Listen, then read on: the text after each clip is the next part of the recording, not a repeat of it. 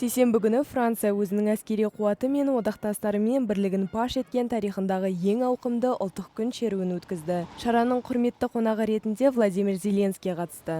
Ресейдің Украинаға қарсы соғысы аясында Еуропада жанталаса қарулану процесі қыза түсуде. Шеруге екі ондаған шетелдік мемлекет және үкімет басшылары, соның ішінде Ұлыбритания премьер-министрі Кир Стармер мен Германия канцлері Фридрих Мерц қатысты. Мәскеуге қарсы Киевті қолдайтын негізінен еуропалық елдерден құралған ықыластылар коалициясының 500-ге жуық сарбазы сап түзеп өтті. Коалиция мүшелерінің әскери бөлімдерінен кейін символикалық түрде 25 украин сарбазы жүріп өтті.